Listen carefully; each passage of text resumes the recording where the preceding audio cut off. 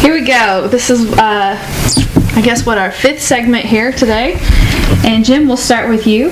There is an obvious move to reform or do away with property taxes. Some states have made the move to an increase in sales tax versus a combination of sales tax and property taxes. Would you support such a measure? You know, we got to understand that, let's be realistic, we are struggling to come up with resources right now, the state is. It's obvious that they're not going to eliminate property tax right now. I mean, that's a major source of income. I mean, unless you just landed on this planet, you would know that. I would like to do away with property taxes. Who wouldn't? I pay them. I don't like paying them. I like to be able to own my property. It's paid for. I don't know why I got to keep paying installments on it. However, the fact of the matter is that we require property taxes to fund our state. I would rather, before we start dealing with the taxes, is go back and see what we're doing with the money that's coming into the state. How much of that money is leaking through the cracks? How much money is being spent unaccounted for? How many agencies throughout the state of Indiana, every kind of agency that receives money from the Indiana, how much of it's being mismanaged? How much is being well spent?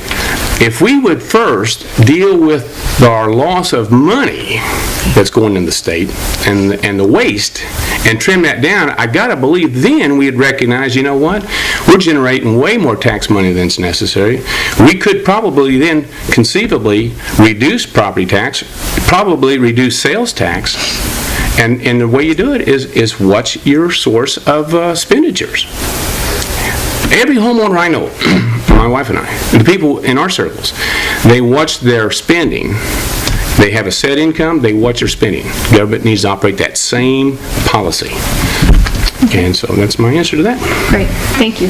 Andrew? Well, yeah, I too will support any and all efforts to eliminate wasteful government spending. I believe that we will find, with everything on the table, we will find that there are sources of revenue that could be utilized more effectively and efficiently in other areas. And so the question regarding property taxes, I agree with Jim. I don't like to pay property taxes. Nobody likes to pay taxes. And I think we can all agree that a modern, fair, and stable tax structure is paramount to competing in today's world. And property taxes have proven over the years to be that sort of reliable and stable source of revenue for the state. And we are in trying times right now, and we have to understand that it is about revenues and expenses, and if you don't have the money, you don't spend it. But at the same time, on a consumption tax, that will allow people who are choosing to save money or to spend money the option of keeping more of their money when they make those decisions. And so I would be in favor of a consumption tax, and certainly, but agreeing along the same lines of what Jim said, we have to work towards that modern, fair, and stable tax structure of tomorrow. That won't happen overnight, and we have to focus right now on operating the state at an effective position. Okay, great. Thank you. All right. That pretty much wraps up our questions today. We'd like to give each candidate a second to close, or actually a minute or two, if necessary. Andrew, would you like to close first? Sure. Well, I certainly appreciate this opportunity to talk about issues that matter to the voters and to your readership. And this is my home. 4 generations of my family have lived here, worked here. I want to be sure that my kids and my grandkids can do the same. This is about people right now before it's about politics, and the citizens of this district need somebody who understands that, who can understand, can understand that we're in a new world. We're competing in a new world. Somebody who's in the trenches, one who owns businesses and can understand that importance of bringing those businesses to Southwest Indiana and knows the importance of education, the issues that matter. So this is about people. This is about fresh faces, new ideas, and it's about getting up there and doing what's right. Making a difference for future generations of Hoosiers, because it is my I want my kids to realize, to be a Hoosier from Southwest Indiana. Thanks again for having us. Great, thank you. Jim? Well, I tell you what, I appreciate being here too, and I want to tell you that there is so much at stake, and myself, I have lived long enough to see enough, I've experienced life enough to see the changes that's come about.